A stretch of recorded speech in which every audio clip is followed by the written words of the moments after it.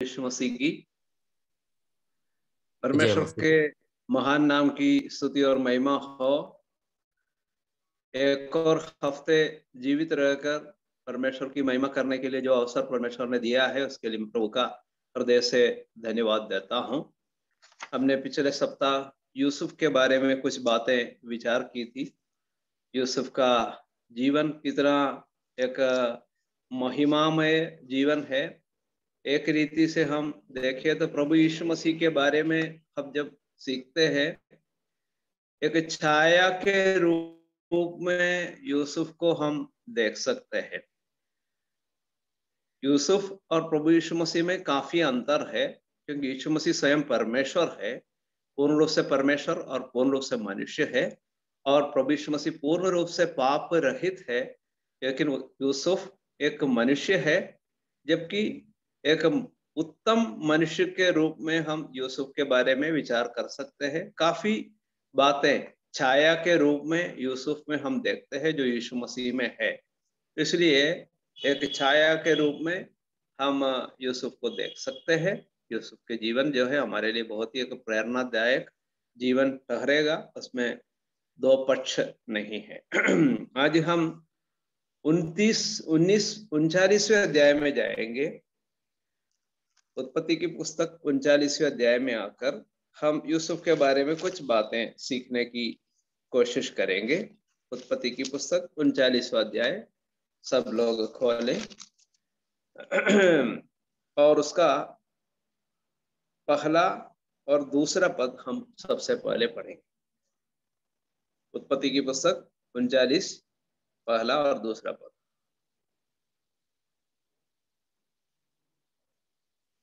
कोई भी भाई पढ़ सकते हैं।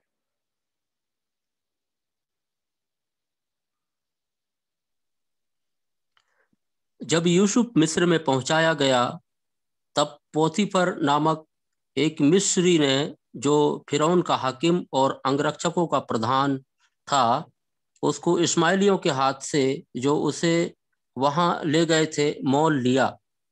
यूसुफ अपने मिस्री स्वामी के घर में रहता था और यहोवा उसके संग था, इसलिए वह भाग्यवान पुरुष हो गया।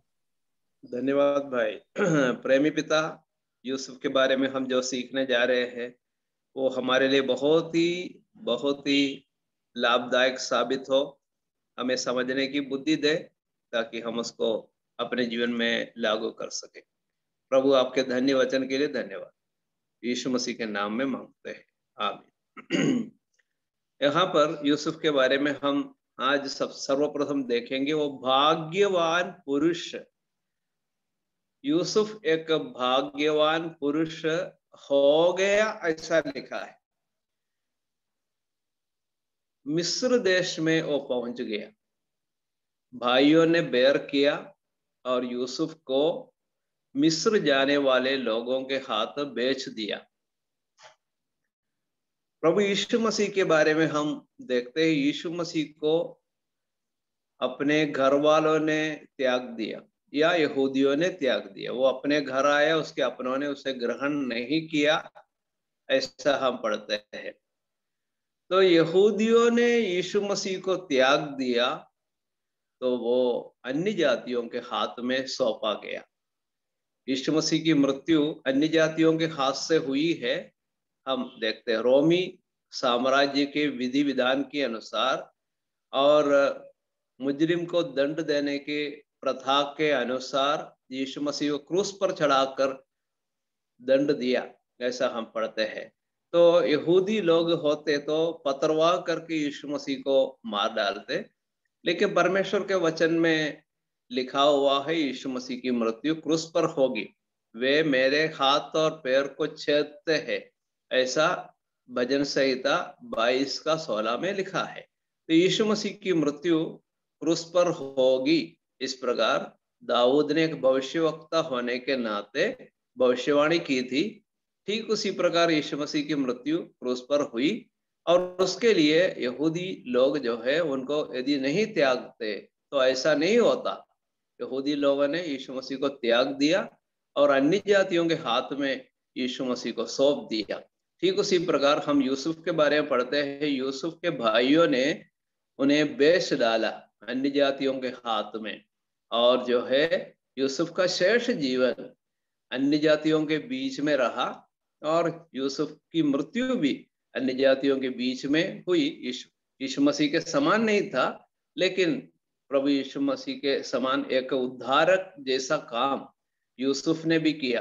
अन्य जातियों के बीच में रहकर अपने लोगों के उद्धार के लिए यूसुफ ने काम किया, उनको मृत्यु से बचाने का काम, उन्हें भोजन देकर उनकी आवश्यकताओं को पूरी करके उनकी मदद की है, ऐसा हम पढ़ते हैं। तो यूसुफ जो है एक भाग्यवान पुरुष हो गया। और मिस्र देश में मिस्री के घर में वो भाग्यवान पुरुष हो गया, ऐसा हम पढ़ते हैं। वो भाग्यवान पुरुष था, पर जो है यहाँ पर प्रयोग इस प्रकार है कि वह भाग्यवान पुरुष हो गया, ऐसा हम पढ़ते हैं। तो मिस्री देश में एक मिस्री के घर में भाग्यवान पुरुष हो गया, क्योंकि परमेश्वर का भय मानने वाला व्यक्ति कहीं भी जाए, जहां कहीं प्रभु उनको भेजे, वो हम पर भाग्यवान पुरुष ही साबित होगा। यहाँ पर सबसे पहले उसके बारे में हम पढ़ते हैं, वो भाग्यवान पुरुष हो गया। और वहां पर लिखा गया है दूसरे पद में, यूसुफ अपने मिस्री स्वामी के घर में रहता था और यहोवा उसके संग था। जहां कहीं यूसुफ जाता था, यहोवा उसके संग था। पिछले सप्ताह में हमने 37वें अध्याय से विचार किया था, जब यूसुफ अपने पिताजी के घर से हेब्रोन की तराई से जब विदा होकर अपने भाइयों से मिलने आए थे, तब भी परमेश्वर उनके साथ में था। और जब वे लोग उनको गड्ढे में डाल दिया, उस समय भी परमेश्वर उनके साथ था, और परमेश्वर ने उनको गड्ढे से उनको बचाया।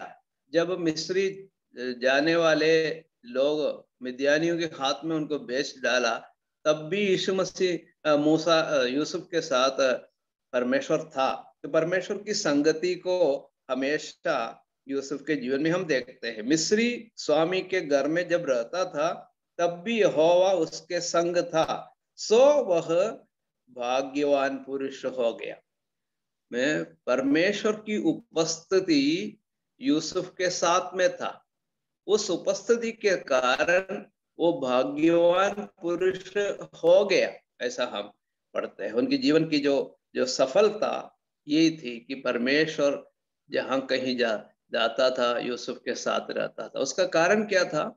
यूसुफ परमेश्वर की इच्छा के मुताबिक अपना जीवन व्यतीत करता था, अपना मनमाना जीवन व्यतीत करने वाला नहीं था, जबकि वो परमेश्वर की इच्छा के अनुसार जीवन व्यतीत करता था। हम 38वां अध्याय यदि पढ़ कर देखें, वहां उसके भाई यहूदा के बारे में हम देखते हैं। यहूदा उस जगह में गया जहां उनको नहीं जाना चाहिए था, और हीरा नामक अदुल्लम वासी के साथ रहा, जिनके साथ उनको नहीं रहना था। डेरा डालकर वहां रहा था। कुछ समय के लिए शायद वो गया होगा, लेकिन वो परमानेंट, वो स्थायी रूप से वहां रहने लगा। और उसने एक कनानी लड़की से शादी की, और उनके द्वारा उनके जो पुत्र हुए, वो पुत्र दुष्ट साबित हुए। परमेश्वर ने उनको मार डाला, ऐसा हम पढ़ते हैं। तो यहूदा का जीवन जो है, हमें एक चेतावनी के रूप में ले लेना चाहिए। तो उनके जीवन की कमियों को, उनकी घटियों को, उनके जीवन की जो असफलताओं को हम 38वें अध्याय में देखते हैं। जबकि यूसुफ जो है उसके समान नहीं था, परमेश्वर की संगति में रहता था, परमेश्वर उनके संग भी रहता था। इस प्रकार यूसुफ का जीवन एक सफलता का जीवन था। आगे चलकर हम कुछ बातों को और यूसुफ के बारे में विचार कर सकते हैं। उसका 3 पद से हम पढ़ेंगे, 5वें पद तक पढ़ेंगे, 3 से 5 तक। और यूसुफ के स्वामी ने देखा कि यहोवा उसके संग रहता है, और जो काम वह करता है उसको यहोवा उसके हाथ से सफल कर देता है। तब उसकी अनुग्रह की दृष्टि उस पर हुई और वह उसकी सेवा टहल करने के लिए नियुक्त किया गया। फिर उसने उसको अपने घर का अधिकारी बना के अपना सब कुछ उसके हाथ में सौंप दिया। जब से उसने उसको अपने घर का और अपनी सारी संपत्ति का अधिकारी बनाया, तब से यहोवा यूसुफ के कारण उस मिस्री के घर पर आशीष देने लगा, और क्या घर में क्या मैदान में उसका जो कुछ था सब पर यहोवा की आशीष होने लगी। बस, धन्यवाद भाई। तो यहाँ पर हम पढ़ते हैं, वो एक साधारण गुलाम था। यूसुफ एक साधारण गुलाम था, लेकिन परमेश्वर की असाधारण उपस्थिति यूसुफ के साथ था, इसलिए वो असाधारण गुलाम था। और बड़े विश्वास योग्यता से उसने अपने जीवन को चलाया और जीवन व्यतीत किया। उसके कारण उनके जीवन में उन्नति हो गई। देखते हैं, परमेश्वर ने उस व्यक्ति को ऊंचाई पर पहुंचाया। हम उसके बारे में पढ़ते हैं 3 पद में, यूसुफ के स्वामी ने देखा, क्या देखा? कि यहोवा उसके संग रहता है। एक परमेश्वर है। लोग प्रश्न पूछते हैं, क्या एक परमेश्वर है? कई लोग प्रश्न करते हैं, लेकिन एक परमेश्वर है, उसके लिए 3 सबूत 19वें भजन में है। पहला सबूत आकाश और आकाश मंडल है। आकाश और आकाश मंडल परमेश्वर की महिमा करते हैं, परमेश्वर की हस्तकला को प्रकट करते हैं कि परमेश्वर है। उसका एक पहला सबूत है आकाश और आकाश मंडल। और दूसरा सबूत है परमेश्वर का वचन। 19वें भजन में उसका 7 से 11 तक के पदों में हम पढ़ते हैं, परमेश्वर का महान वचन के बारे में बताया गया है। वो सच्चा वचन है, वो सीधा वचन है, वो खरा वचन है, और मधु से और मधु छत्तों से भी मीठा है। उसका मूल्य सोने से और बहुमूल्य कुंदन से भी बढ़कर है, और उसका पालन करने से बहुत बड़ा प्रतिफल मिलता है। ये सब जो है हम वहां पर पढ़ते हैं। तो परमेश्वर का वचन ये सबूत देता है कि परमेश्वर है। सबसे आखिरी में आकर भजनकार कहते हैं, एक व्यक्ति सच्चाई के अनुसार जीवन व्यतीत करने वाला एक व्यक्ति के द्वारा ये साबित होता है कि एक परमेश्वर है। और यहाँ पर यूसुफ का उदाहरण ले लीजिए। यूसुफ के जीवन के द्वारा ये साबित हुआ कि एक परमेश्वर है, और उस बात को देखा जा सकता है। यहाँ पर 3 पद में हमने देखा, यूसुफ के स्वामी ने देखा, क्या देखा? कि एक परमेश्वर है। यूसुफ के स्वामी को समझ में आया यूसुफ के द्वारा कि एक परमेश्वर है। एक परमेश्वर है, उसको समझ में आया, देयर इज ए गॉड। एक सच्चाई उनको समझ में आया। दूसरी बात उनको समझ में आया, वो परमेश्वर यूसुफ के साथ है, ये भी समझ में आया। और तीसरी बात उनको क्या समझ में आया है? वो परमेश्वर सफलता देने वाला परमेश्वर है। यूसुफ के द्वारा उनको समझ में आया। वो चौथी बात ये समझ में आया कि परमेश्वर आशीष देने वाला है। तो यूसुफ के द्वारा इस मिस्र जो स्वामी है, मिस्री स्वामी है, उनको ये सब सच्चाइयां समझ में आई। यूसुफ को बोलने की जरूरत नहीं पड़ी कि एक परमेश्वर है, वो परमेश्वर मेरे साथ है। उसने बोला इसलिए समझ में आया, ऐसा नहीं लिखा है। जबकि यूसुफ के जीवन को देखकर मिस्री स्वामी को समझ में आया कि एक परमेश्वर है, एक परमेश्वर है, क्योंकि उसने देखा। किसको देखा? परमेश्वर को देखा। किसके साथ देखा? यूसुफ के साथ देखा। और कैसे समझ में आया? उनका जीवन सफल जीवन है। और सफलता जो है एक मामूली सफलता नहीं थी, बहुत बड़ी सफलता थी, ये हम देखते हैं। और परमेश्वर की आशीष को भी उसने अपने जीवन में देखा। उस यूसुफ के जीवन में आशीष थी, और मिस्री स्वामी के जीवन में भी उसके द्वारा आशीष मिली।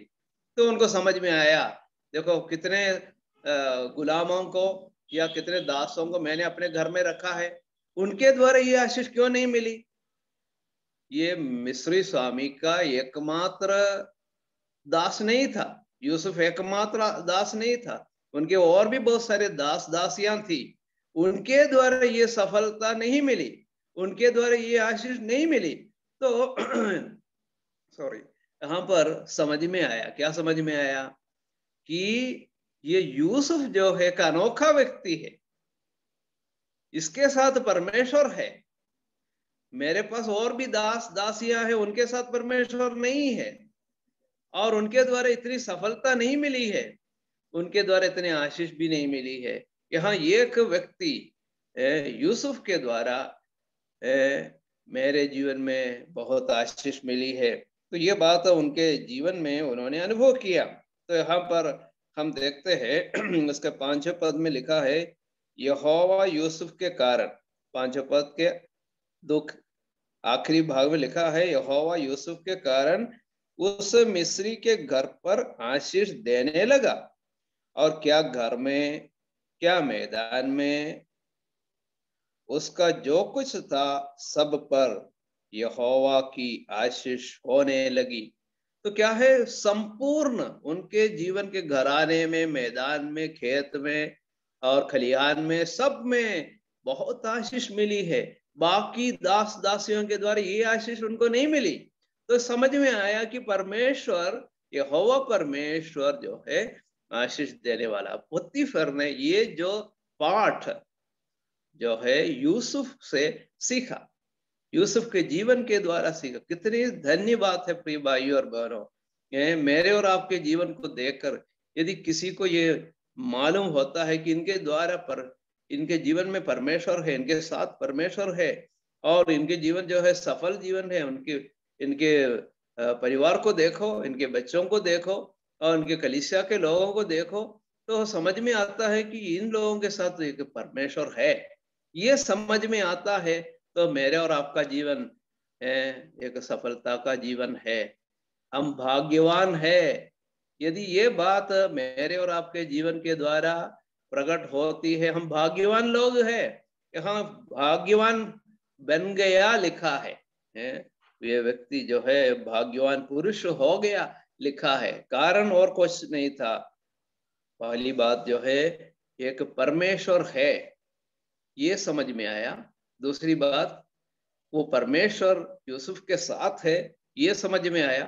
तीसरी बात, ये परमेश्वर जो है सफलता देने वाला परमेश्वर है, ये समझ में आया। और उससे बढ़कर समझ में आया, ये परमेश्वर आशीष देने वाला परमेश्वर है। ये बात समझकर सचमुच में जो है पोतीफर के जीवन में बहुत बड़ा आनंद हुआ, जिसके कारण क्या है, पोतीफर ने क्या किया है, उनके जो पदोन्नति किस प्रकार हुई है, अब ध्यानपूर्वक देखे तो आपको समझ में आएगा। उसके तीसरे पद के आखिरी भाग में लिखा है, जो काम वो करता है उसको यहोवा उसके हाथ से सफल कर देता है।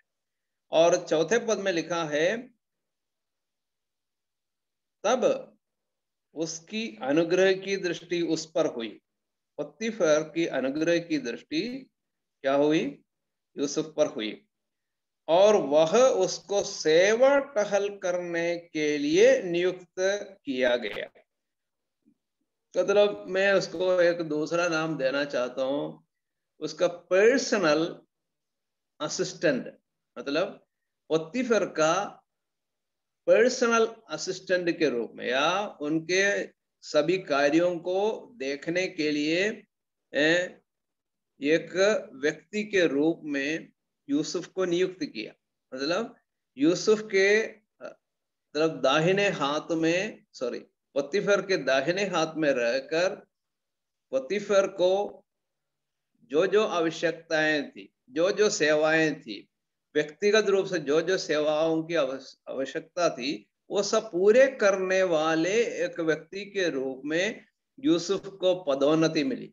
पहले वो बाकी सभी दासों के समान एक दास था, उस दासत्व की स्थिति से उसको उठाया, ऊपर उठा के उनके व्यक्तिगत बातों पर विशेषकर सहायता करने वाले एक व्यक्ति के रूप में यूसुफ को रख दिया।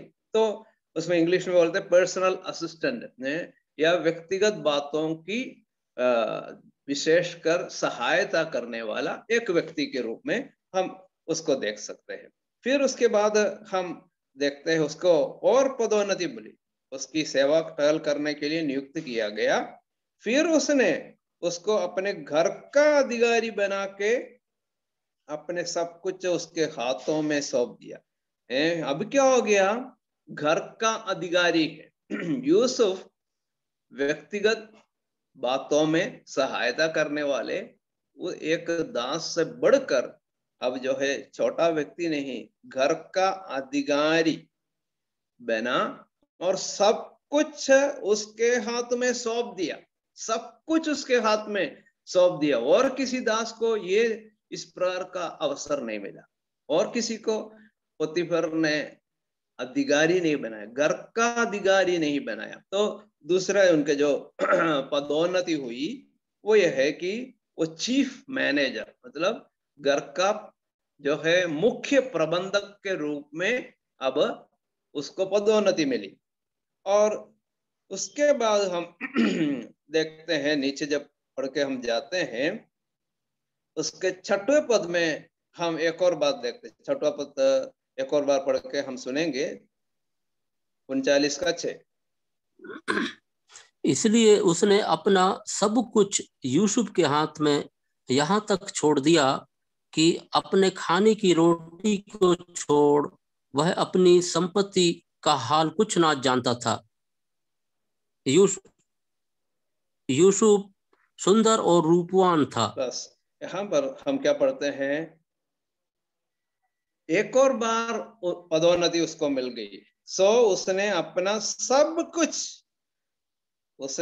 सब कुछ यूसुफ के हाथ में यहां तक छोड़ दिया कि अपने खाने की रोटी को छोड़ वो अपनी संपत्ति का हाल कुछ न जानता था। तो घर का अधिकारी था, अब क्या है, जितने भी धन संपत्ति, खेत खलिहान और जितने भी सामान है, उनके पास जो संपत्ति है उसका पूरा पूरा अधिकार उसको दे दिया।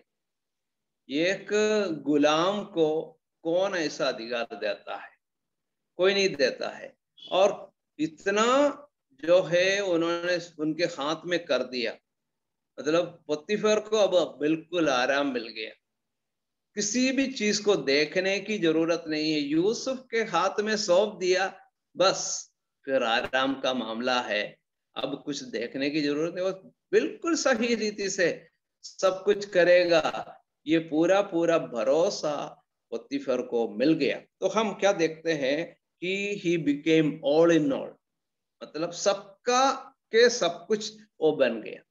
तो इतनी ऊंची पदवी अब यूसुफ को मिल गया। कारण क्या था, परमेश्वर उनके संग था, और परमेश्वर सफलता देता है, परमेश्वर आशीष देता है।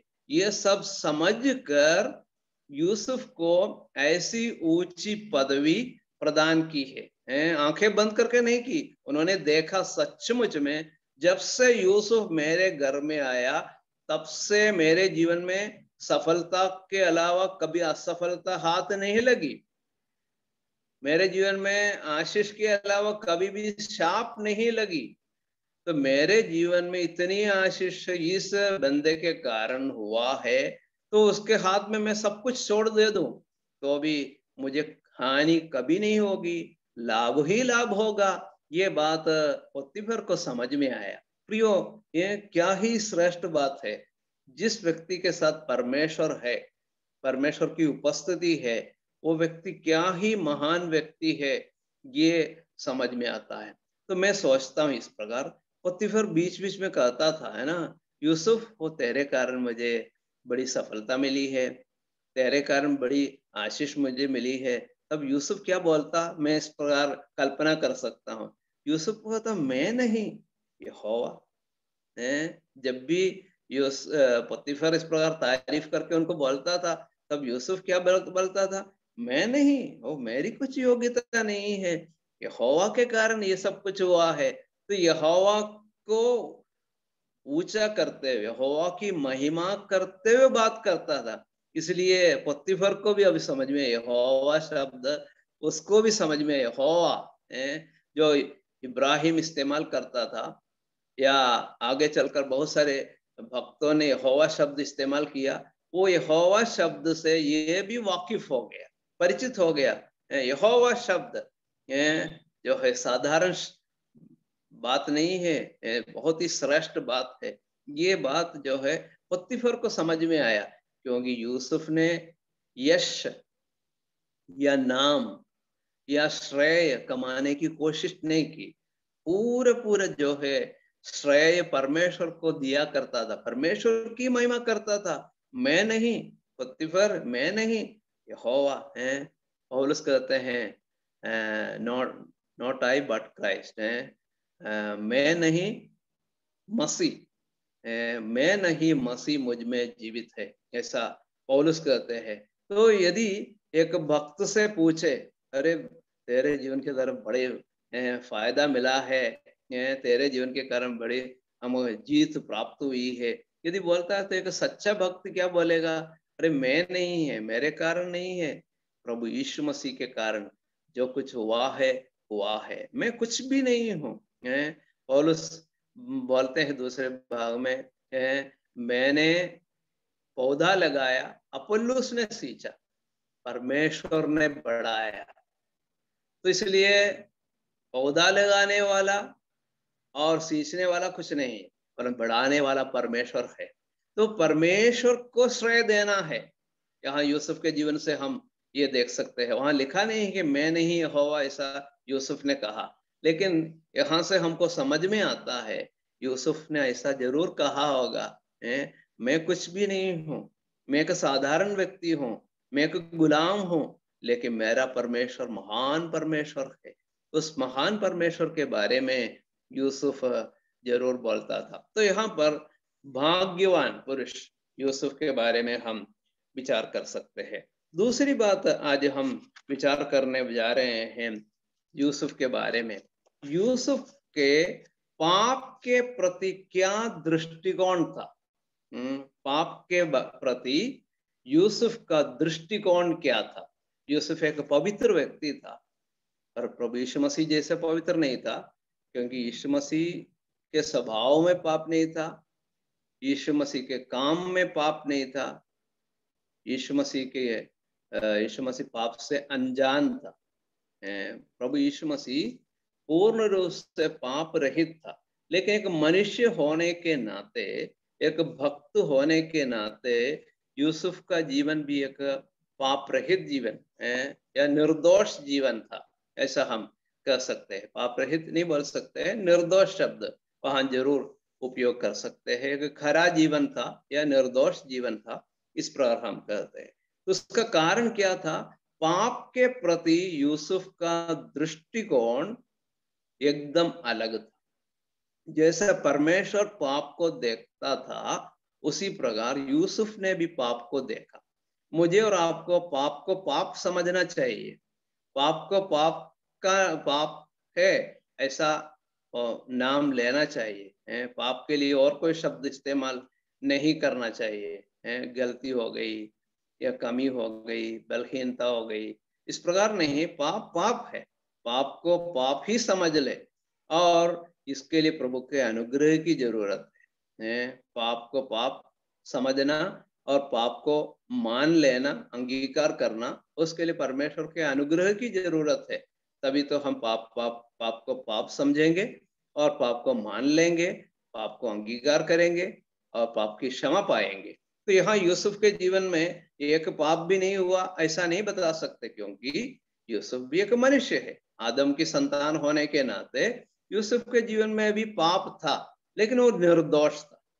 पाप से बचकर जीवन व्यतीत करने वाला एक व्यक्ति था। तो यहाँ पर यूसुफ के बारे में एक शब्द हमने अभी आखिरी में पढ़ के देखा, 6वें पद के आखिरी भाग में, यूसुफ सुंदर और रूपवान था। यूसुफ सुंदर और रूपवान था।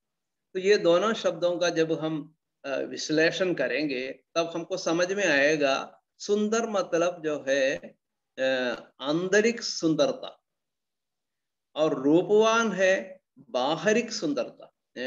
अंदर बाहर एक सुंदरता हम यूसुफ में देख सकते हैं। यूसुफ के अंदर यूसुफ सुंदर था और बाहर वो रूपवान था, और देखने में अच्छा था। अपन जो सुंदरता मानसिक तौर पर देखते हैं, वो व्यक्ति जो है बहुत ही सुंदर व्यक्ति है या एक रूपवान व्यक्ति है, तब बाहरिक सुंदरता के ऊपर हम ध्यान देते हैं। लेकिन यूसुफ अंदर बाहर सुंदर और रूपवान था, ऐसा हम पढ़ते हैं। लेकिन ऐसे में क्या होता है, अक्सर मनुष्य में घमंड आ जाता है, घमंड आ जाता है। हम लूसीफर के बारे में पढ़ते हैं, पुराने नियम में यहेजकेल की पुस्तक में पढ़ते हैं। वहां पर उस स्वर्गदूत के बारे में लिखा, वो सर्वांग सुंदर था। पाप में गिरने के पहले जो है शैतान या लूसीफर जो है बहुत ही सुंदर था। वहां पर शब्द उपयोग किया सर्वांग सुंदर। इसका मतलब है सिर से लेकर पांव तक के हर एक अंग में सुंदरता पाई जाती थी। तो ऐसा एक व्यक्ति था शैतान या लूसीफर। लेकिन उसके कारण उसके अंदर घमंड आ गई है, वो घमंड करने लगे अपने रूप, अपने सुंदरता के कारण उस प्रकार करने लगे हैं। यहेजकेल की पुस्तक यदि पढ़ के देखें तो हम उस बात को समझ सकते हैं। यहेजकेल की पुस्तक 28, यहेजकेल की पुस्तक 28 उसका 17 भी पढ़ेंगे, 12 भी पढ़ेंगे, 17 और 12। यहेजकेल 28 का 17 पढ़ेंगे और 12 भी पढ़ेंगे।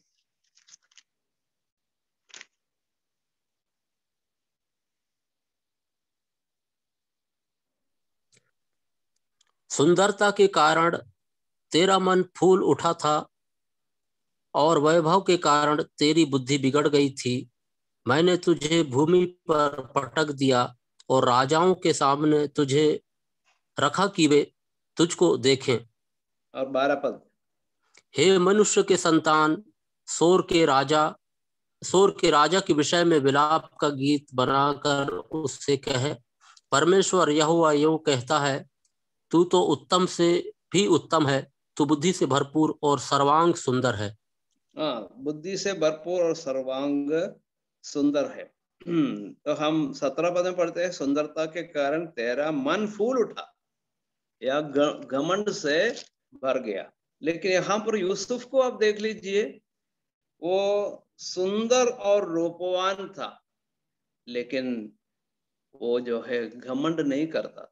उसके मन में बिल्कुल भी घमंड नहीं आया। तो यदि आता तो वो जो है पाप में गिर जाता, लेकिन सुंदरता के कारण उसके मन में घमंड नहीं आया। तो यहाँ पर ये सच्चाई हमको समझ में आता है कि उनके जीवन में जैसे जैसे प्रगति आई, जैसे जैसे प्रगति आई, वैसे वैसे वो नम्र होता गया।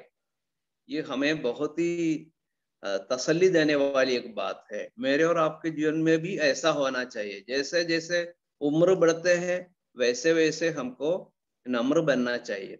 जैसे जैसे प्रगति होती जाती है वैसे वैसे हमें नम्र बनने की आवश्यकता है। जैसे जैसे ज्यादा सेवा करते हैं वैसे वैसे हमको नम्र होने की आवश्यकता है। कई बार क्या होता है, प्रभु के दासों में भी क्या है, घमंड भर जाता है। ज्यादा सेवा करते हैं या ज्यादा आत्माओं को जीतते हैं या कलीसियाओं को स्थापित करते हैं, कई बार घमंड आ जाते हैं। आने की संभावना है, जरूरी नहीं कि सभी दासों में एक घमंड आ जाए, लेकिन आने की संभावना है, ऐसा देखने को भी मिलता है।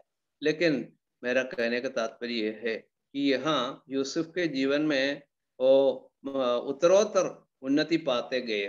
साधारण एक गुलाम था, वो फिर दास बन गया। दास बनने के बाद पोतीफर के जो है व्यक्तिगत बातों की सहायता करने वाला बन गया। फिर प्रधान प्रबंधक के रूप में हम उसको देखते हैं। उसके बाद वो सबके सब बन गए हैं, बहुत ही उच्च पदवी में पहुंच गई। लेकिन उस समय भी एक शब्द विशेषकर पवित्र आत्मा ने जोड़ के बताया है, यूसुफ सुंदर और रूपवान था, तो भी उनके मन में घमंड बिल्कुल नहीं आया। तो इसलिए पाप के प्रति उसका जो दृष्टिकोण को सर्वप्रथम हम यहाँ देखते हैं। फिर उनके जीवन में क्या हो गया वो हम आगे को पढ़ते हैं। कृपया आप 39वें अध्याय में, उत्पत्ति की पुस्तक 39वें अध्याय में आके हम पढ़ेंगे, उसका 7 पद से 9 पद तक पढ़ेंगे। 7, 8, 9। इन बातों के पश्चात ऐसा हुआ कि उसके स्वामी की पत्नी ने यूसुफ की ओर आंख लगाई और कहा, मेरे साथ सो। पर उसने अस्वीकार करते हुए अपने स्वामी की पत्नी से कहा, सुन, जो कुछ इस घर में है मेरे हाथ में है, उसे मेरा स्वामी कुछ नहीं जानता, और उसने अपना सब कुछ मेरे हाथ में सौंप दिया है। इस घर में मुझसे बड़ा कोई नहीं, और उसने तुझे छोड़ जो उसकी पत्नी है मुझसे कुछ नहीं रख छोड़ा। इसलिए भला मैं ऐसा बड़ी दुष्टता करके परमेश्वर का अपराधी क्यों बनूं? हाँ, धन्यवाद। यहाँ पर लिखा, ऐसी बड़ी दुष्टता करके परमेश्वर का अपराधी क्यों कर बनूं? परमेश्वर का अपराधी तेरा अपराधी ऐसा नहीं, या पोतीफर के अपराधी ऐसा भी नहीं। जो पाप हम करते हैं वो परमेश्वर के विरुद्ध में है, परमेश्वर का अपराधी। कई बार हम लोग इस प्रकार नहीं समझते। यूसुफ के पास जो ज्ञान था कई बार मेरे और आपके जीवन में नहीं है। तो क्या होता है, हम जो है जो पाप करते हैं, दूसरे लोग क्या सोचेंगे, दूसरे लोग क्या सोचेंगे, इस प्रकार हम विचार करते हैं। लेकिन यूसुफ बोल रहे हैं, परमेश्वर क्या सोचेंगे, परमेश्वर के सन्मुख में अपराधी बन जाऊंगा। ये जो पाप है, पाप को परमेश्वर किस प्रकार देखते हैं उसी प्रकार हमें भी देखना चाहिए। तो परमेश्वर ऐसा अनुग्रह मुझे और आपको दे कि हम पाप को पाप समझे, और जिस प्रकार परमेश्वर पाप को देखते हैं उसी प्रकार हम भी पाप को देखें। यहाँ पर जो है उसके स्वामी की पत्नी ने यूसुफ की ओर आंख लगाई और कहा, मेरे साथ सो। देख लेना कि यूसुफ की आंख लगाई ऐसा नहीं, यूसुफ पोतीफर की पत्नी को देखकर आंख लगाई ऐसा नहीं, उल्टे में हुआ है। अक्सर ये होता है कि जवान लड़के लड़कियों के बीच में पाप उत्पन्न होता है। विशेषकर लड़के जो है कुदृष्टि डालते हैं। हम मत्ती समाचार में जब पढ़ते हैं, पराई स्त्री को गलत दृष्टि से देखना या कुदृष्टि डालना, वो व्यभिचार के बराबर यीशु मसीह ने बताया। यहाँ यूसुफ के जीवन में ऐसा नहीं हुआ, लेकिन पोतीफर की पत्नी या स्वामी की पत्नी ने जो है गलत आंख लगाई, ऐसा हम पढ़ते हैं, और गलत कार्य के लिए उसको प्रेरित किया, गलत कार्य के लिए प्रेरित किया। लेकिन 8वें पद में लिखा है, पर यूसुफ ने अस्वीकार करते हुए अपने स्वामी की पत्नी से कहा, सुन, जो कुछ इस घर में है मेरे हाथ में है, उसे मेरा स्वामी कुछ नहीं जानता, और उसने अपना सब कुछ मेरे हाथ में सौंप दिया है। इस घर में मुझसे बड़ा कोई नहीं, उसने तुझे छोड़ जो उसकी पत्नी है मुझसे कुछ नहीं रख छोड़ा। यहाँ पर एक बाइबल क्लास ले रहे हैं। यूसुफ जो है पोतीफर की पत्नी को एक बाइबल क्लास ले रहे हैं, एक समझाइश दे रहे हैं। क्या क्या समझा रहे हो?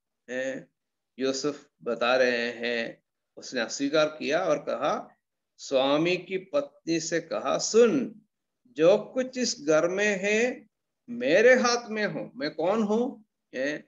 सब कुछ मेरे हाथ में है।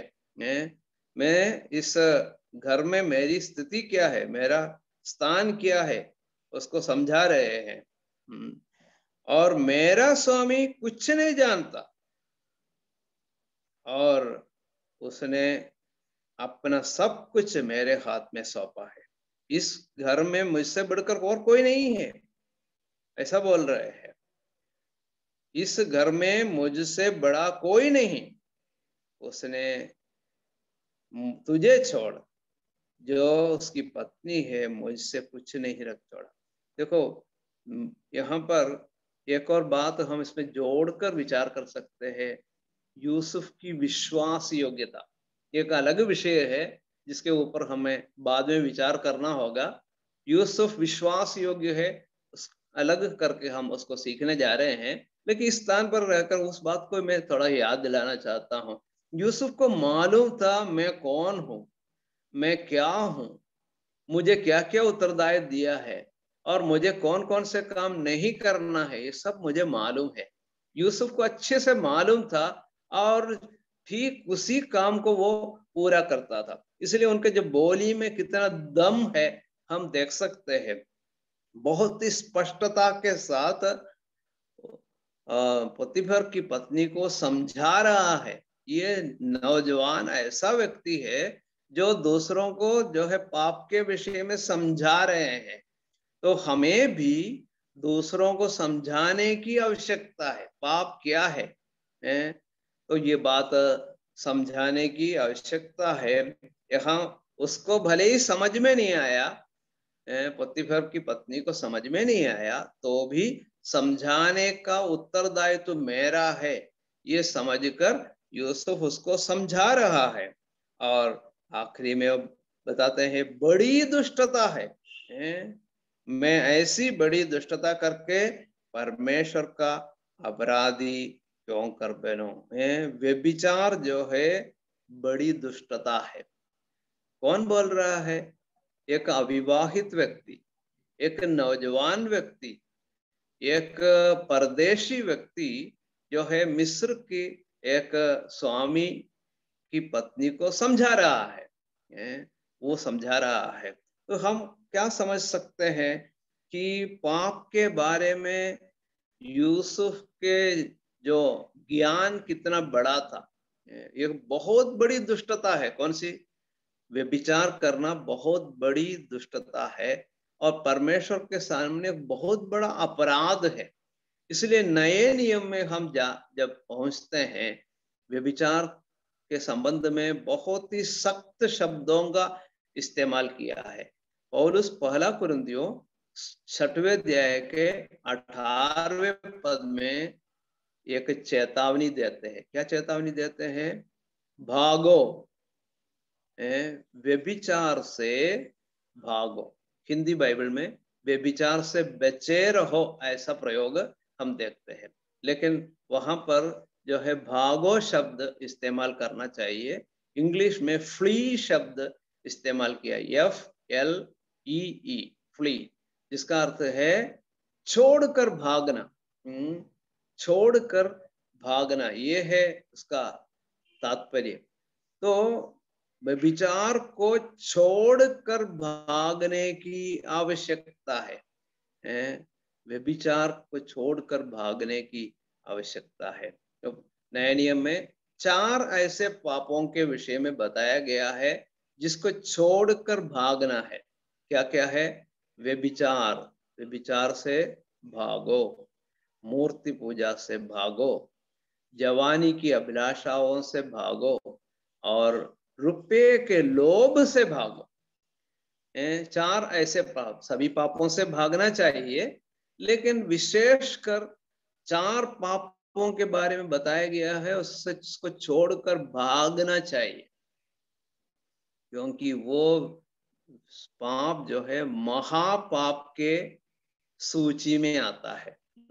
बड़ी दुष्टता, यहाँ पर यूसुफ कहते हैं बड़ी दुष्टता या महापाप के बारे में बताते हैं।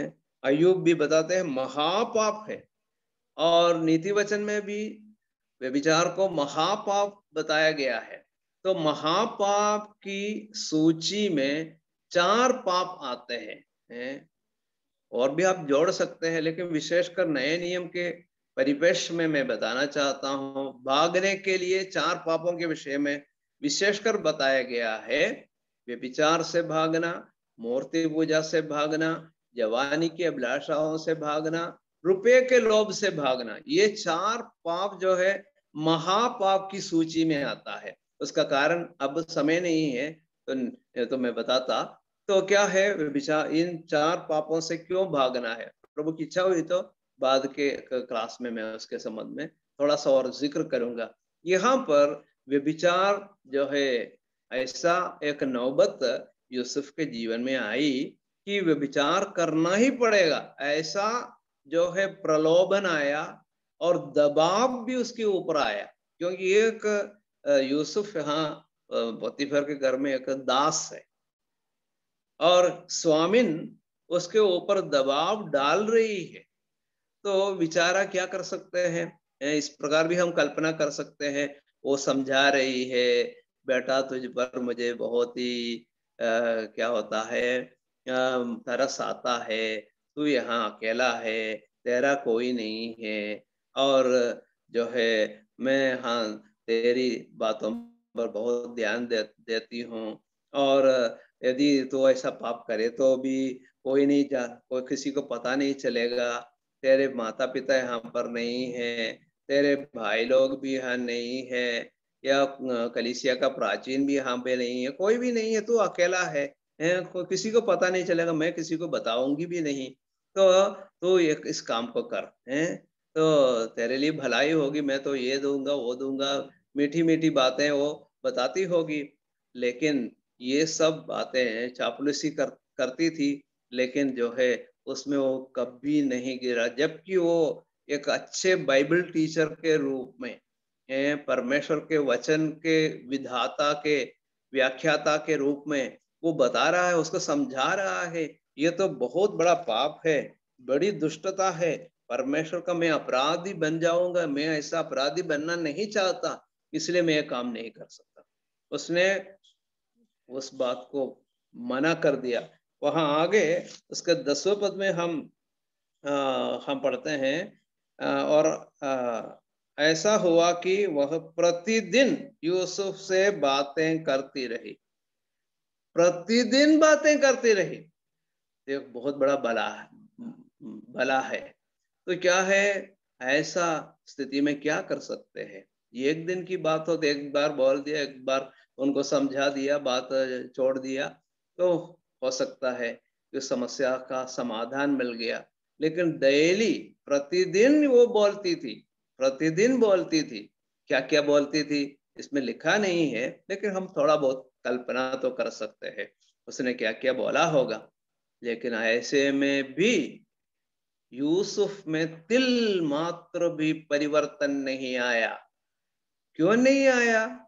वो परमेश्वर का भय मानने वाला एक व्यक्ति था, परमेश्वर उनके संग रहता था, और परमेश्वर की संगति को छोड़ना यूसुफ कभी नहीं चाहता था। यूसुफ को मालूम था, पाप मैं करूं, मैं परमेश्वर की संगति से दूर हो जाऊंगा, मेरी सभी सफलता असफलता हो जाएगी, मेरी जो पदोन्नति है वो अवनति हो जाएगी, मेरा जीवन जो है तहस नहस हो जाएगा, मेरा जीवन जो है नष्ट हो जाएगा, मैं बेकार इंसान हो जाऊंगा, और परमेश्वर की मेरे जीवन के बारे में जो योजनाएं हैं वो जो सब योजनाएं भंग हो जाएगी। तो इसलिए मैं कभी ऐसा काम नहीं करना चाहता। तो क्या है, यूसुफ जो है और निडर होकर दृढ़ता के साथ रोज बात करता रहा। ये रोज बात करती रही, यूसुफ भी बात करता रहा और कभी वो गिरा नहीं, जीवन में कभी गिरा नहीं। और अभी हमारा समय समाप्त हो चुका है, इसलिए मैं ही समाप्त करना चाहता हूँ। परमेश्वर की इच्छा हुई तो हम अगले हफ्ते में इस बात को देखेंगे। नए नियम का जो जो आज्ञा है, व्यभिचार से भागना, उस बात को उसने कैसे अपने जीवन में लागू किया। नए नियम का व्यक्ति नहीं, पुराना नियम का एक व्यक्ति नए नियम की जो शिक्षा या आज्ञा को किस प्रकार पालन किया, वो हम देख सकते हैं। नए नियम में जीवन व्यतीत करने वाले हम विश्वासियों के लिए यूसुफ बहुत ही एक ऊंचा उदाहरण है। उसके द्वारा हम समझ सकते किस प्रकार व्यभिचार से भागना है, वो हम यूसुफ से सीख सकेंगे। प्रभु की इच्छा है तो अगले हफ्ते उस बात को हम विचार करेंगे। प्रभु इन वचनों के द्वारा हमें आशीष दे। परमेश्वर के धन्य नाम की स्तुति और महिमा हमेशा हमेशा होती रहे। जय प्रभु यीशु मसीह की। धन्यवाद। बहुत बहुत धन्यवाद प्रभु के दास को देते हैं। परमेश्वर को भी धन्यवाद कि आज जो है